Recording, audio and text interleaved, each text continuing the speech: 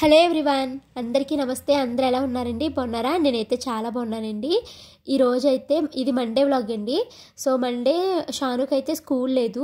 మా హస్బెండ్ ఏమో ఇంకా ఊరు నుంచి రాలేదనమాట. మనుకేమో స్కూల్ ఉంది, కంగారు లేదు వంటకి. సో తాయితీగా చేద్దాంలే అనేసి 6:30, 7 ఆ టైంకి అయితే నేను నిద్రలేసాను.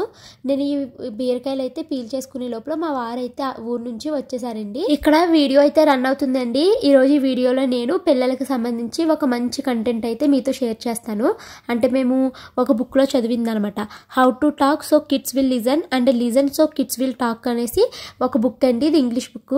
అయితే నాకు చదివేంత టైం ఉండట్లేదు శ్రీవారు, మీరు చదవండి అంటే మా వారైతే ఆ బుక్ని చదివి నాకు కంటెంట్ అంతా పేపర్ మీద తెలుగులో రాసిచ్చారనమాట. నాకు యాక్చువల్లీ బుక్స్ చదవడం చాలా ఇంట్రెస్ట్ అండి. ఇంకా దానికే మనము టైము మనసంతా పెట్టి చదవాలి. నాకు అంత టైం ఇప్పుడు సరిపోవట్లేదు. నాకు ఒక పక్క షూటింగ్, ఎడిటింగ్, పిల్లలు ఇలాగా సరిపోవట్లేదు అనమాట. సో ఈ మధ్య నేను అసలు బుక్సే చదవట్లేదు. కానీ మా వారైతే మాత్రం చాలా బాగా చదువుతారండి బుక్స్. ఆయన చదివి కంటెంట్ నాకు చెప్పి ఇది చూడు ఒకసారి, ఇది బాగుంది కంటెంట్ చెప్తే ఎలా ఉందంటే అప్పుడు నేను చదువుతాను అనమాట ఆ బుక్స్ని. సో అలాగా మా వారైతే ఈ బుక్ నుంచి పిల్లలకు సంబంధించి ఒక విషయాన్ని అయితే రాశారు. ఈరోజు నేను మీకు ఎందుకు చెప్తున్నానంటే, మా మను ఈరోజు ఈవినింగ్ స్కూల్ నుంచి వచ్చిన తర్వాత ఫీల్ అవుతా ఏడుస్తా పైకి అయితే వచ్చిందండి ఆడుకుని. ఏమ్మా ఏమైంది అంటే, నా ఫ్రెండ్స్ నేను చేసుకున్న బొమ్మలన్నిటినీ పగలగొట్టేశారని ఇలాగ నాకు చెప్తూ వచ్చిందనమాట. ఇప్పుడు మను నాకు చెప్తున్నప్పుడు నేను సరిగ్గా వినలేదనుకోండి, అది చాలా ఫీల్ అయిపోద్ది అనమాట. ఒక రకమైన ఫీలింగ్ వచ్చేసి అది బాధపడతా పక్కకి వెళ్ళిపోతుంది, సైలెంట్ అయిపోద్ది. సో మనము పిల్లలు ఏమన్నా చెప్తున్నప్పుడు వినకపోతే వాళ్ళు ఎలా ఎఫెక్ట్ అవుతారు అన్నదానికి సంబంధించి నేనైతే ఈరోజు ఈ కంటెంట్ మీతో షేర్ చేయాలనుకుంటున్నాను. సో ఫస్ట్ అయితే ఇంకా నేను ఈరోజు బ్రేక్ఫాస్ట్లు నేను చేసిన మను తినట్లేదండి. అందుకని మనుకి రాగిజావ కాసేసి రాగిజావ అయితే తాగిచ్చేసి దాన్ని స్కూల్కి అయితే పంపిస్తున్నాను. షానుకి స్కూల్ లేదు కదా, ఇంకా పడుకునే ఉంది షాను అయితేని. ఇక బీరకాయ ఫ్రై కూడా స్టవ్ మీద పెట్టేశానండి. సో మను స్కూల్కి అయితే వెళ్ళిపోతుంది. మా షానుని అయితే లేపాలి. మా షాను లేపి దానికి బ్రష్ అవి చేసుకునే లోపల నేను త్వరగా కూర అయితే వండేశాను. ఎందుకంటే మళ్ళీ నేను వాకింగ్ ఒకటి వెళ్ళాలి కదా. సో అందుకనేసి ఫస్ట్ అయితే కూర ఒకటైతే మా వారు లంచ్ బాక్స్ పట్టుకెళ్ళినా గొడవ ఉండదనేసి వంట అయితే పూర్తి చేసేసాను. మనునైతే స్కూల్కి పంపించేసామండి. ఇప్పుడు నేను షాను మా హస్బెండ్ కలిసి అయితే వాకింగ్కి వెళ్తున్నాము. కూర వండేసాను, వచ్చాక అన్నం వండి మనుకేమో లంచ్ బాక్స్ పంపించాలి. అదేమో మినపట్టేసి పంపించమందండి. నాకు అన్నం వద్దు, అన్నం తినను, మినపట్టేసి పంపించమంది. ఇంకా దానికి మినపట్టేసి స్కూల్కి పంపిస్తారు మా హస్బెండ్ ఆఫీస్కి వెళ్ళేటప్పుడు. ఇంక ఇప్పుడు కాసేపు వాకింగ్కి వెళ్తున్నానండి. వచ్చాక కంటిన్యూ చేస్తాను వ్లాగ్. ఈరోజు నేను ఒక కొత్త రకపు దోశ అయితే వేసానండి. ఇదేంటంటే మొన్న ఇడ్లీ రవ్వ మిగిలిపోయింది, నేను ఫ్రిడ్జ్లో పెట్టాను కదా, బాగుందా లేదని చూస్తే బాగానే ఉందండి. సో ఆ ఇడ్లీ రవ్వ వేస్ట్గా పాడేయడం నాకు ఇష్టం లేదు అనేసి చపాతీ పిండిని తీసుకున్నాను. ఒక గ్లాసు చపాతీ పిండి తీసుకుని ఆ చపాతీ పిండిలోకి ఇడ్లీ రవ్వను కలిపేసి కాసేపు అయితే నాననిచ్చానండి, ఒక 1 అవర్ 1.5 అవర్. తర్వాత అయితే దాన్ని దోశల కింద ఇలా వేసానండి. అబ్బా అస్సలు బాగాలేదు దోశ, ఏమి నచ్చలేదు మాకైతే. మా షాను అయితే నేను తిన్నని పక్కన పడేసింది ఒక దోశని. ఇంకా ఇలా కాదు అనేసి మా ఇంట్లో ఇడ్లీ పిండి ఉంది. ఆ ఇడ్లీ పిండిని నేను ఏం చేశానంటే, ఇడ్లీ పిండి, ఈ చపాతీ పిండి, ఆ ఇడ్లీ రవ్వ అన్నీ కలిపేసి దోశ వేసాను. అప్పుడు టేస్టీగా ఉంది. దీంట్లోకి అయితే వేరుశనగ కూడా చట్నీ చేశానండి. ఆ 2 కాంబినేషన్లు అలా తినేసాము. కానీ మా వారైతే 3 దోశలు తిని ఇంకా నాకు వేసామంటే ఊరుకొని దోశలు నాకు వద్దంటే వద్దన్నారండి. ఇంకా వేస్ట్ చేస్తాను మరి నేనే తినేసాను. పిల్లలకి సంబంధించి ఒకటి షేర్ చేస్తానన్నాను కదండి. పిల్లల ఫీలింగ్స్ని అర్థం చేసుకోవాలండి. ఈ వీడియోని స్కిప్ చేయకుండా చూడండి. ఈరోజు నాకు ఒక 2 పిల్లలతో ఒక ఎక్స్పీరియన్స్ అయ్యింది. అలా ఊరుకోకూడదని చెప్పి వాళ్ళకైతే గట్టిగా వాయించాను కూడా ఈరోజు. సో ఫస్ట్ అయితే నేను పిల్లల ఫీలింగ్స్ని అర్థం చేసుకోవడంలో ఆ బుక్లో రైటర్ చెప్పిన ఒక చిన్న ఎగ్జాంపుల్స్ అయితే మీతో షేర్ చేస్తానండి. ఇప్పుడు పిల్లవాడు వచ్చి అమ్మ నేను చాలా అలసిపోయాను అని మదర్కి చెప్పినప్పుడు మదరు ఎలా రియాక్ట్ అవుతారు, సపోజ్ మీరు ఎలా రియాక్ట్ అవుతారు అన్నది కామెంట్ చేయండి. ఇక్కడ ఈ మదరు నువ్వెందుకు అలసిపోతావు, ఏం పని చేసావని ఎటకారంగా మాట్లాడిందంటే అక్కడ పిల్లల ఫీలింగ్స్ హర్ట్ చేసినట్టే.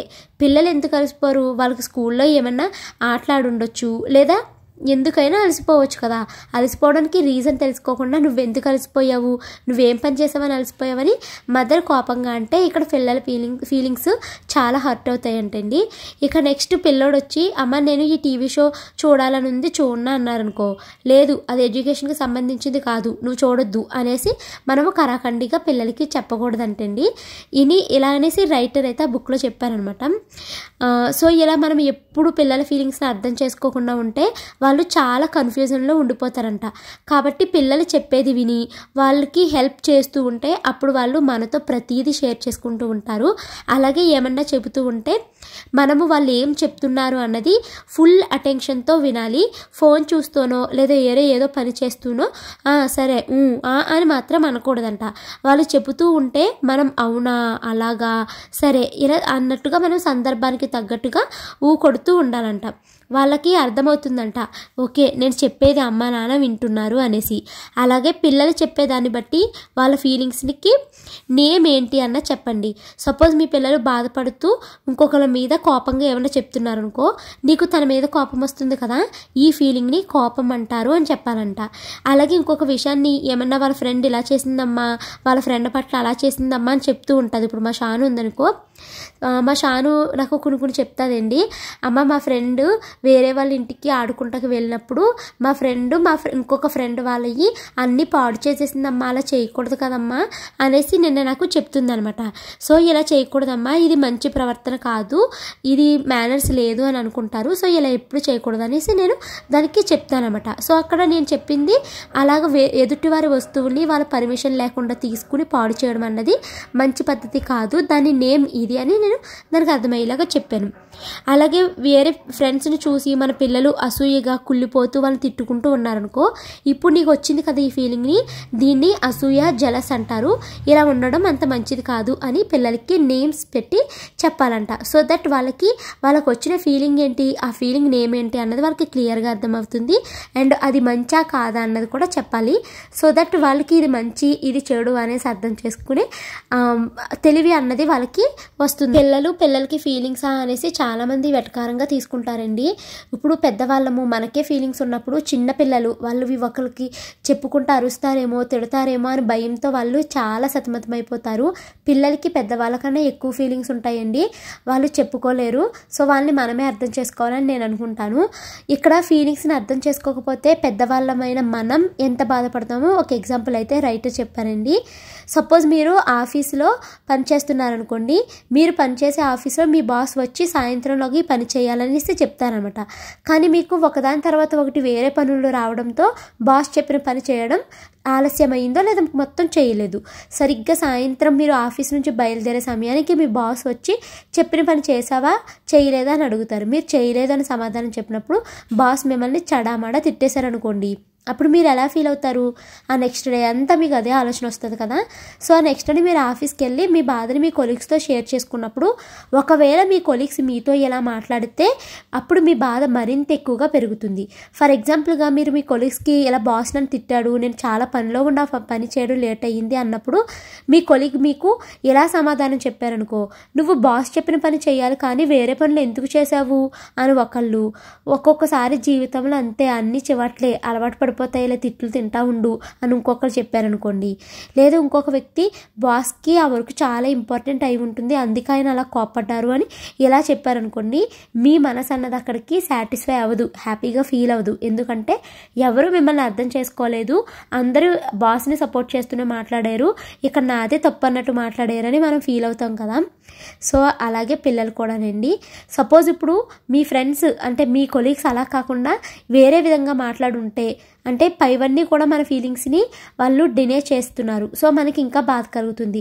అలా కాకుండా నువ్వు ఎంత మంచి వర్కర్వి, ఏదో పనిలో ఉండి ఒక పని మర్చిపోతే బాస్ నిన్ను అలా అనడం అస్సలు కరెక్ట్ కాదు అని మీకు సింపతి చూపిస్తూ మీ వైపు ఉండి మాట్లాడితే అమ్మయ్య నా ఫీలింగ్స్ నేను అర్థం చేసుకున్నారు, నేను కరెక్టే అనేసి వీళ్ళకి అనిపించిందిలే అని అప్పుడు మనకి మనసు హాయిగా ఉంటుంది కదా. సో పిల్లలు కూడా అంతేనండి, వారు చెప్పింది విని మనం కూడా వాళ్ళకి సింపతి చూపించాలి, వాళ్ళకి ఏది కరెక్టు ఏది రాంగ్ అన్నది దారి చూపించాలి. మరి మీ పిల్లలు మీకు ఏదైనా ఒక విషయాన్ని చెప్పడానికి వచ్చినప్పుడు మీరు వాళ్ళని ఎలా ట్రీట్ చేస్తారన్నది కామెంట్ చేయండి. నేను మా పిల్లలు నా దగ్గరికి ఏదైనా చెప్పడానికి వచ్చినప్పుడు నేనైతే వాళ్ళని ఎత్తుకుని వాళ్ళు ఏం చెప్తున్నారు అన్నది దగ్గర ఉండి వాళ్ళనే చూస్తూ అయ్యో అలా చూసారమ్మా, అలా చేసి ఉండకుండా ఉండాల్సింది కదా నిన్ను అని ఇలా నేను చాలా ప్రేమగా నేను వాళ్ళని ఎత్తుకుని లేదా మంచం మీద కూర్చోపెట్టి వాళ్ళ పక్కనే కూర్చుని చేతులు పట్టుకుని మాట్లాడుతున్న పిల్లలు ఏం చెప్తున్నారో అవన్నీ నేనైతే వింటానండి. ఒక్కొక్కసారి నేను పనిలో ఉండి సరిగ్గా వినలేదనుకో, అమ్మా ఇందాక ఏదో చెప్పావమ్మా సరిగ్గా వినలేదు, ఒక్కసారి మళ్ళీ చెప్తావా అమ్మా అని అడుగుతూ ఉంటానన్నమాట. సో నేనైతే ఇలాగే చేస్తానండి నా పిల్లల పట్ల. నా పిల్లలన్నా నా పిల్లల ఫీలింగ్స్ అన్నా నాకు చాలా ఇంపార్టెంట్ అనుకుంటాను. మరి మీరు మీ పిల్లల్ని ఎలా ట్రీట్ చేస్తారన్నది కామెంట్ అయితే చేయండి. ఒక్కోసారి మా షాను మనుకి బాధ ఉన్నా దాన్ని పైకి అయితే చెప్పుకోరండి, ఎందుకో చెప్పరు ఒక్కొక్కసారి, బట్ నాకు తెలిసిపోతుంది అనమాట. ఏమైందమ్మా అలా ఉన్నావు, ఏమైంది చెప్పు అంటే అప్పుడు చెప్తాను. సో ప్రతి పేరెంట్కి తన పిల్లలు ఏంటి, తన పిల్లలు ఎలా ఉంటారు అన్నది వాళ్ళకి తెలుస్తుంది కాబట్టి సో మనము మన పిల్లలు డల్గా ఉన్నప్పుడు మనమే వాళ్ళ ఫీలింగ్స్ని అర్థం చేసుకుని వెళ్ళి అడగడము, వాళ్ళు చెప్పే మాటల్ని మనం శ్రద్ధగా వినడము, వాళ్ళ ఫీలింగ్స్కి మనము వాల్యూ ఇస్తున్నామన్నట్టుగా ప్రవర్తిస్తే మన పిల్లలు మనతో ప్రతిదీ షేర్ చేసుకుంటారండి. అలాగే పిల్లలు స్కూల్ నుంచి వచ్చి రాగానే మీరు చేసే ఫస్ట్ పని ఏంటో నాకు తెలియదు, కానీ నేనైతే ఈరోజు మీకు ఎలా జరిగింది, ఈరోజు నీకు హ్యాపీ మూమెంట్ ఏంటి, ఫన్నీ మూమెంట్ ఏంటి, బాగా నవ్వుకున్న విషయం ఏమన్నా ఉందా స్కూల్లోని, ఈరోజు బాధపడ్డ మూమెంట్ ఏమైనా ఉందా, నీ ఫ్రెండ్స్ నిన్ను ఎలా ట్రీట్ చేశారు ఈరోజు అని ఇలా ఇవన్నీ అడిగి తెలుసుకుంటాను అనమాట. మరి మీ గురించి మీరు కూడా కామెంట్ చేయండి. షానుని అయితే క్రికెట్ గ్రౌండ్కి తీసుకొచ్చేసానండి. వచ్చేటప్పుడు అయితే ఒక విషయం జరిగింది, అది మీతో నేను షేర్ చేసుకోవాలనుకుంటున్నాను. నేను వచ్చేస్తున్నానండి, బైక్ వేసుకుని వస్తున్నాను, స్కూటీ వేసుకుని. దారిలో ఒక పిల్లోడు అలా వెళ్తున్నాడు అనమాట. వెళ్తూ వాడు నన్ను చూసి బ్లాక్ మామా అన్నాడండి. అది పోలే నేను 2 times వదిలేశాను. నేను అయినా సరే పట్టించుకోకుండా ముందుకు వెళ్ళిపోతుంటే మళ్ళీ వెనక్కి వచ్చి మరి బ్లాక్ మామా అన్నాడు అనమాట. ఇంకా ఈడు కొంత ఉన్నాడు, ఈడు ఎలా రెచ్చిపోవడం ఏంటని నాకు బాగా కోపం వచ్చింది. వెంటనే బైక్ మళ్ళీ వెనక్కి టర్న్ చేసుకుని ఆడు వెనకాలే ఫాస్ట్కి వెళ్ళి ఆపాను అనమాట. దెబ్బ కంగారు పడిపోయాడు అనమాట. రారా పోలీస్ స్టేషన్కి వెళ్దాం అనేసి అన్నాను. మిమ్మల్ని కాదు మా అన్నయ్య అన్నాడు. అక్కడ అన్నయ్య లేడు, ఎవరు లేరు, నన్ను అన్నాడు బ్లాక్ మామా అని. ఇంకా నేను ఊరుకోలేదు అనమాట. ఈ లోపల అన్నయ్య వచ్చి మిమ్మల్ని కాదండి నన్ను అన్నాడు. ఆడెవరన్నాడో నాకు తెలుసు, ఎవరిని అన్నారో మనం పోలీస్ స్టేషన్లో చూసుకుందాము, రా వచ్చి బైక్ ఎక్కువ అనేసి అన్నాడు అనమాట. ఎంత బెదిరిపోయాడంటే ఆడు, నాకు నిజానికి కోపం రాలేదు, అదిపోలని వదిలేసాను. అయినా కొంత ఉన్నాడండి. పిల్లలకి అసలు ఎలా నేర్పుతున్నారో నాకు అర్థం కావట్లేదు. ఇంకా ఎవరిని పడితే వాళ్ళని ఇష్టం వచ్చినట్టు ఎలా మాట్లాడేస్తారనేసి ఆడికి నేను వార్నింగ్ ఇవ్వాలని చెప్పేసి ఆడిని చాలాసేపు బెదిరించాను అనమాట. ఇంకా ఆడు పోలీస్ స్టేషన్కి వెళ్దామన్నాను కదా, భయపడిపోయి పరుగులు పెట్టేశాడండి. పరుగులు పెడితే నా చేతిలో బైక్ ఉంది కదా, ఆడకన్నా ఫాస్ట్గా నేను వెళ్ళి ఆడు ముందు ఆగాను అనమాట. ఆడు ఇంకా బెదిరిపోయి అక్కడ కార్లు చాలా ఆగితే కార్ల కిందకి దూరిపోయాడండి. నాకు భలే అనిపించింది అనమాట. లేకపోతే ఇంకొకసారి నన్ను ఏమన్నా అంటాడా, అసలు ఇంకెవరిని ఏమండు, ఎందుకంటే రెచ్చిపోతానని ఆడికి అర్థమవుతుంది.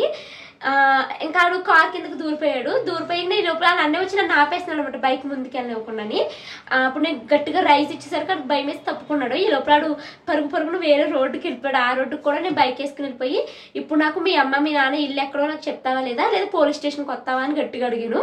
ఆడు ఎక్కడ నుంచి ఎలా తప్పించుకున్నాడు నాకు తెలియదు, కానీ నన్ను అన్నాడు కదా, ఆడైతే తప్పించేసుకున్నాడండి. వాళ్ళ అన్నయ్య మాత్రం వద్దా ఆంటీ అని పెద్దగా అరుస్తూ కేకలేసేసి పరిగెట్టుకుంటే ఎవరు ఇంట్లోకో దూరిపోయాడండి. సో నేను జస్ట్ బెదిరించాలని చేశాను, ఆయన ఆడేవాడు నన్ను అనడానికి. సో ఇంకా ఇలా అదిపోలే కదా అని ఊరుకుంటే చిన్నపిల్లలు ఎక్కువ రెచ్చిపోతున్నారండి. ఈ మధ్యలో వచ్చే నెగిటివ్ కామెంట్స్ కూడా ఎక్కువగా చిన్నపిల్లలే పెడతారు. ఇప్పుడు మొన్న రీసెంట్గా ఎవడో ఒకడు కామెంట్ పెట్టాడు, మీ మను అలా ఉంటుందని ఒకడు, మీ షాని ఇలా ఉంటుందని ఒకడు, నువ్వేంటి అలా ఉన్నావు నల్లగా అని. ఇలా ఈ కామెంట్స్ పెట్టేదంతా చిన్నపిల్లలే పెడతారండి, పెద్దవాళ్ళు అయితే పెట్టరు అనమాట ఈ కామెంట్స్. సో నేను అలాంటి కామెంట్లు పిన్ చేస్తాను, ఎందుకంటే ఎంత ఎక్కువ మంది వాడిని తిడుతూ పెడితే ఆ నోటిఫికేషన్ పేరెంట్స్కి వెళ్తాయి కదా, పేరెంట్స్ ఖచ్చితంగా చూసుకుని వీళ్ళు మందలిస్తారనేసి నేను వాటిని పిన్ చేసి రిప్లైలు కూడా ఇస్తాను అనమాట వాళ్ళకి. ఇప్పుడు చూసారు డైరెక్ట్గా నేను ఆ రోడ్డు మీద వెళ్తున్నాను, నేను ఈడేమో బ్లాక్ మామా అంటున్నాడు. తిరగేసి వెనక్కి వెళ్ళి గట్టిగా బెదిరించానండి. ఇంకెప్పుడు వాడు ఎవరి జోలికి వెళ్ళడు. రేపు మళ్ళీ నేను క్రికెట్కి వెళ్ళినప్పుడు వాడు అక్కడే తిరుగుతాడు. రేపు కూడా నేను మళ్ళీ గట్టిగా వార్నింగ్ ఇస్తాను వాడికి. కానీ భలే హ్యాపీ అనిపించింది వాడు భయపడి వెనక్కి వెళ్ళిపోతుంటేని, ఈడెవరు లేకపోతే నన్ను అనడానికి అనేసి. సో ఇంటికైతే వచ్చేసానండి. ఇప్పుడైతే బియ్యం కడిగేసి స్టవ్ మీద పెట్టేస్తాను. మార్నింగ్ చేసిన బీరకాయ కూర ఉంది, అదైతే సరిపోతుంది అనమాట. మా వారైతే మార్నింగ్ వచ్చారు కదా, అత్తయ్య గారు అయితే చెరుగ్గలు ఇచ్చారు. ఇంకా వీటితో పాటు చిక్కుడుకాయలు బోల్డ్ తీసుకొచ్చారండి. తర్వాత ఏమో కోకోనట్స్ ఇచ్చారన్నమాట, దేవుడికి పూజ చేసుకున్నప్పుడు కొట్టుకోవడానికి కోకోనట్స్ కూడా అత్తయ్య గారు అయితే పంపించారండి. సో వ్లాగ్ అయితే కంటిన్యూ అవుతుంది. కొంచెము డల్గా ఉండి నేను ఈరోజు పెద్దగా ఇంట్రెస్టింగ్గా చేయలేకపోయాను వ్లాగ్ అయితేని. ఈరోజు టైం టేబుల్ అవి ప్రిపేర్ చేసుకుంటున్నాను, ఎలా ఉండాలి ఏంటి అన్నది.